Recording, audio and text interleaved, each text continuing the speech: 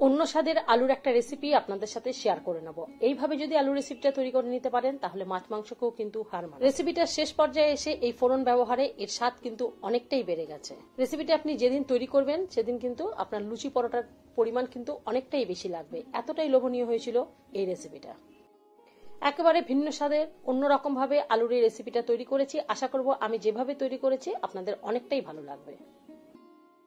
অন্যরকম ভাবে মশলা ব্যবহার করে আলুর এই রেসিপিটা তৈরি করে নেব, যার জন্য আমি এখানে একটু বেশি পরিমাণে আলু ব্যবহার করেছি।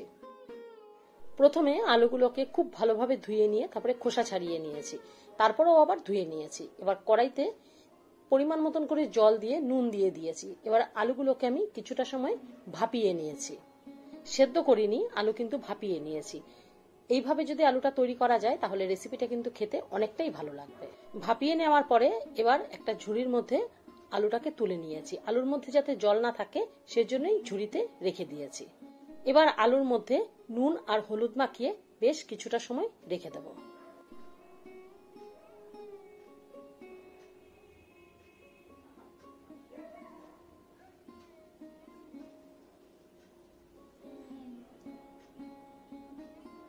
এবার আলুর রেসিপিটা তৈরি করার জন্য গ্যাসে আবারও কড়াই বসিয়ে দিয়েছি। খুব ভালোভাবে কড়াই গরম হয়ে যাওয়ার পরে সর্ষের তেল দিয়েছি।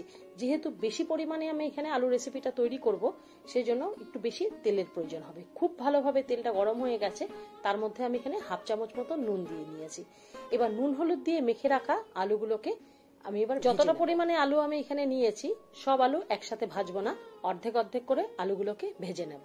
তেলের মধ্যে খুব ভালোভাবে নাড়াচাড়া করে আর গ্যাসটাকে মিডিয়াম আঁচ করে আলুগুলোকে ভালো করে ভেজে নেব। এতে করে আলুর কালারটাও বেশ সুন্দর হবে আর আলু কিন্তু বেশ অনেকটাই সেদ্ধ হয়ে আসবে।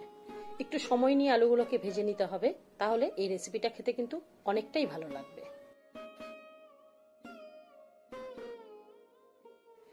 দেখুন আলুর কালারগুলো কতটা সুন্দর হয়েছে। এবার আলু আমি তুলে নেব। আর একটু যে আলু বাকি আছে সেই আলুগুলোকেও আমি ভেজে নেব।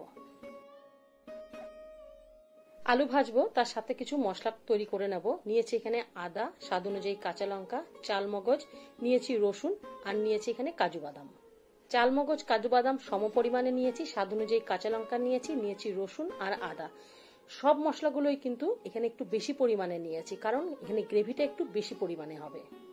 আলুর দমটা হবে একটু মাখা মাখা, তাহলেই কিন্তু খেতে ভালো লাগবে। সব আলুগুলোকে ভেজে তুলে নেওয়ার পর সেই তেলের মধ্যে গোটা জিরে, এলাচ, দারচিনি, লবঙ্গ আমি এখানে ফোড়ন দিয়েছি। এলাচ, দারচিনি, লবঙ্গ একটু থেতো করে দিয়েছি, তাতে এলাচের যে দারুণ একটা ঘ্রাণ আসে সেটা বেরোবে। দারুণ একটা ঘ্রাণ বেরিয়ে আসার পরে আমি এখানে গ্রেট করা পেঁয়াজ ব্যবহার করেছি। অনেকটা পরিমাণেই পেঁয়াজ আমি এখানে ব্যবহার করেছি। যে কোনো রেসিপিতে আপনি যদি গ্রেভি তৈরি করার জন্য পেঁয়াজ ব্যবহার করেন তাহলে পেঁয়াজটাকে পেস্ট না করে যদি গ্রেট করে দিন পেঁয়াজগুলোকে, তাহলে সেই রান্নাটা খেতে অনেকটাই ভালো হবে। আর তেলের মধ্যে নুন দিয়েছি, এই অবস্থায় কিন্তু এখন নুন ব্যবহার করলাম না। পেঁয়াজ দিয়ে তেলের মধ্যে খুব ভালোভাবে কিন্তু পেঁয়াজটাকে কষিয়ে নেব। খুব ভালো করে কিন্তু পেঁয়াজটাকে কষিয়ে নিতে হবে। আর দেখুন পেঁয়াজ থেকে কিন্তু অনেকটাই তেল বেরিয়ে আসছে। পেঁয়াজের কাঁচা ভাব চলে যাওয়ার পরে আমি যে এখানে কাঁচা লঙ্কা, চালমগজ, কাজু বাদাম, রসুন এর পেস্ট যে তৈরি করে নিয়েছি সেই পেস্টটা এবার পেঁয়াজের মধ্যে দিয়ে দিলাম।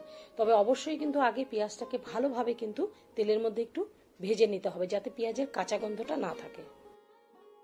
পেঁয়াজের সাথে মশলাগুলোকে একসাথে মিলিয়ে দেওয়ার পর খুব ভালো করে কিন্তু মশলাটাকে কষিয়ে নিতে হবে, যাতে তেল বেরিয়ে আসে। ভালো করে মশলাটাকে কিন্তু আমি কষিয়ে নিয়েছি। এবার এর মধ্যে কিছু গুঁড়ো মশলা ব্যবহার করব। দিয়ে দিলাম এখানে জিরের গুঁড়ো, সাথে দেব হলুদ, দিয়ে দেব মিষ্টি, কাশ্মীরি রেড চিলি পাউডার। যদি আপনারা মনে করেন একটু ধনিয়ার গুঁড়ো ব্যবহার করতে পারেন। তবে মশলাগুলোকে খুব ভালোভাবে কিন্তু কষাতে হবে যাতে মশলা থেকে তেল বেরিয়ে আসে। আমি কিন্তু গ্যাস কমিয়ে ঢাকা দিয়ে দিয়ে মশলাটাকে খুব ভালোভাবে কিন্তু কষিয়ে নিয়েছি।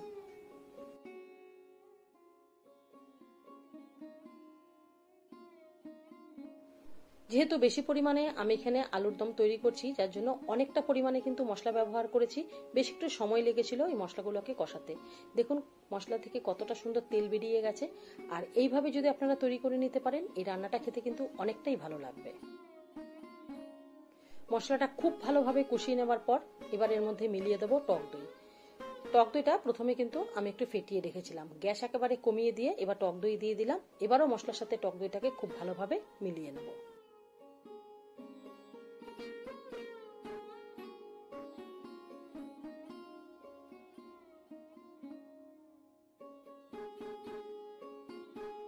আমি আমি এখানে যতটা মশলা ব্যবহার করলাম আপনাদের নিজেদের পরিমাণ মতন করে কিন্তু আপনারা মশলা ব্যবহার করে নেবেন। তবে মশলা অবশ্যই কিন্তু খুব ভালোভাবে কষাবেন।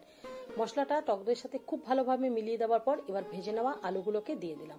আলুর সাথেও এবার মশলাটাকে অনেকক্ষণ পর্যন্ত কিন্তু কষিয়ে নিয়েছি, যাতে আলু খেতে ভালো লাগে। আলুর সাথে মশলাগুলো খুব ভালো করে কষিয়ে নেওয়ার পর এবার আমি গ্রেভির জন্য জল দিয়ে দিলাম। একটু গরম জল ব্যবহার করলাম এখানে। এবার জলের পরিমাণটা একটু বেশি ব্যবহার করব, কারণ যেহেতু আলু রান্নার পরে কিন্তু অনেকটাই টেনে যাবে, আর একটু বেশ মাখা মাখা মতন হবে, সেরকম করে কিন্তু নামাবো। সেই আন্দাজ মতন করে জল দিয়ে দিলাম। এবার এর মধ্যে নুন ঝালের পরিমাণটা দেখে নিয়ে এবার কিছুটা সময় রান্না হতে দেবো। নুন ঝালের পরিমাণটা দেখে নিয়ে আবারও কিছুটা নুন দিয়ে নিলাম। এবার খুব ভালোভাবে নুন গ্রেভির সাথে মিশিয়ে দেব, তারপরে গ্যাস কমিয়ে ঢাকা দিয়ে রান্না হতে দেব।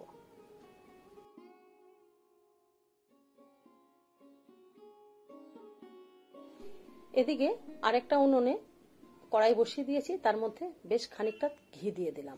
ঘি একটু গরম হয়ে গেলে তার মধ্যে ডুমু করে কেটে নেওয়া পেঁয়াজ, সাথে ক্যাপসিকাম নিয়েছি, সাথে নিয়েছি গোটা কাঁচা লঙ্কা।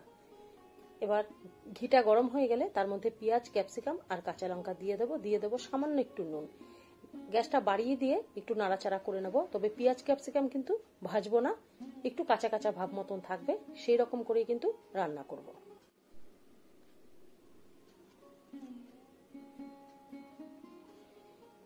পেঁয়াজ ক্যাপসিকাম একটু সময় ঘিয়ের মধ্যে নাড়াচাড়া করে নেওয়ার পর এবার আমি গ্যাস বন্ধ করে দেবো। তার মধ্যে দিয়ে দেবো আমি কসুরি মেথি। গ্যাসটা বন্ধ করে দিয়েই কসুরি মেথি মিলিয়ে দেবো। তবে কসুরি মেথির পরিমাণটা একটু বেশি দিয়েছি, তবে অতি অবশ্যই কিন্তু কসুরি মেথিটা ব্যবহার করবেন, খেতে অনেকটাই ভালো লাগবে। এবার কসুরি মেথি পেঁয়াজ আর ক্যাপসিকামের সাথে সুন্দর করে মিলিয়ে দেওয়ার পরে এবার আমি এই মশলাটা আলুর মধ্যে দিয়ে দেবো। আলুর দমের স্বাদ কিন্তু এই ফোড়নেই কিন্তু অনেকটাই বেড়ে যাবে। এইভাবে যদি আপনারা আলুর দমটা তৈরি করে নিতে পারেন তাহলে মাছ মাংসকেও কিন্তু হার মানাবে। অসাধারণ স্বাদের কিন্তু আজকের এই রেসিপি। পেঁয়াজ ক্যাপসিকাম মিলিয়ে দেওয়ার পর তার উপরে আমি দিয়ে দেবো গরম মশলার গুঁড়ো। তারপরে খুব ভালোভাবে নাড়াচাড়া করে গ্যাসটা কমিয়ে দিয়ে আরেকটু সময় রান্না করে নেব, তারপরে গ্যাস বন্ধ করে দেবো। বাড়িতে বিশেষ কোনো আয়োজনে বা অতিথি আপ্যায়নে এইভাবে আলুর দমটা তৈরি করে সবাইকে পরিবেশন করুন, দেখবেন বারবার করে কিন্তু অন্যরকম ভাবে অন্যরকম স্বাদে তৈরি করে নিন আজকের মতন এরকম একটা রেসিপি। দেখবেন সবাই ভীষণ পছন্দ করবে। দারুণ স্বাদের আজকের রেসিপি। ভালো থাকবেন, সুস্থ